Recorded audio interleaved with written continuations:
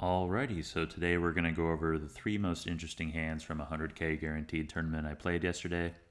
This first one, there's a couple of limpers, and I have ace jack off. Decide to go kind of big-ish to isolate, make it 7.1 bigs, and we're going to get looked up by the big blind and both limpers.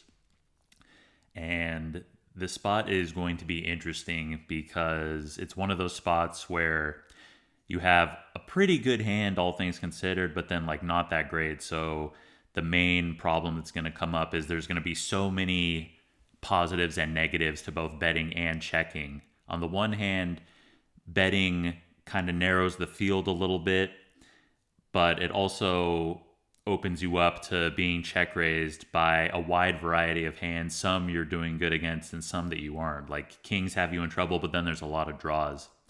We end up ultimately checking it back, even though it makes our hand a little vulnerable and it does open things up for any of these players to attack us. However, in this particular case, they end up checking, and now versus three people who have checked twice and a very draw heavy board, now our hand strength goes up a bit, so go for the half pot sizing. Don't want to go too small, but also just felt like going too big would put myself in a spot where they're only going to continue with a lot of hands that are better. So it's a real tricky spot to navigate. In this case, this was probably one of the best ways that it could have worked out. This next hand is easily the most strategically unique hand out of all of them. Exploitative, if you want to put it that way. Exploitative. The big blind had just lost a hand, as you can see from this food fight that's about to happen. Everybody throwing eggs at each other. He's only got like 3.2 bigs behind, and there's going to be a bunch of limpers.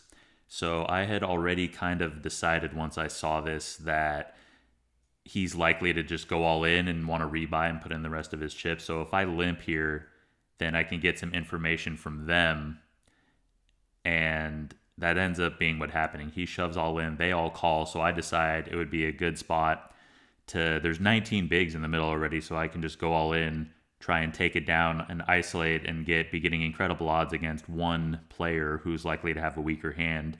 But as you can see, I get called pretty quickly, and that guy, I guess maybe there's a chance he was thinking along the lines of the same thing, because limping with ace 10 suited there, not raising, maybe he was one step ahead of me. The other guy just wanted to gamble, and I end up losing to both. But overall, I think I like the play. I think in a lot of if this was like a quote unquote like a tournament buy-in, like a World Series or something, I think it works a lot of the time. I think the fact that this is it is real money we're playing for, but I think the fact that it's a membership tournament kind of interferes with how people play. And for this last hand, we're going to be against the real super duper guy. That's his screen name, not my opinion of him. I don't know him. But he's going to open to 3x, and we're going to defend the big blind with 5-7 of diamonds, and we're going to get a flop that typically favors the big blind.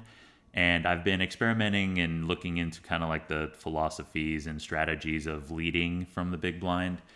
And these low type of boards are the ones you want to do it against. But some things I've kind of discovered from my studying is the advantage isn't quite as big as you think. Like it's probably somewhere around like 53%, which is still an advantage. But it's because of how the ranges play out. Like it's gonna come 5-4 deuce. You're about to see here in a second with a hard draw, and I have the advantage in straights overall and two pairs, but he has the advantage in over pairs, and we both have sets, and also we both can have ace 3 off here, so that straight advantage is negated a little bit. So basically, you want to pick your spots with these things is kind of the thing to take away from it, and the advantage isn't quite as big as you think, and it's not going to be something you just want to auto attack every single time.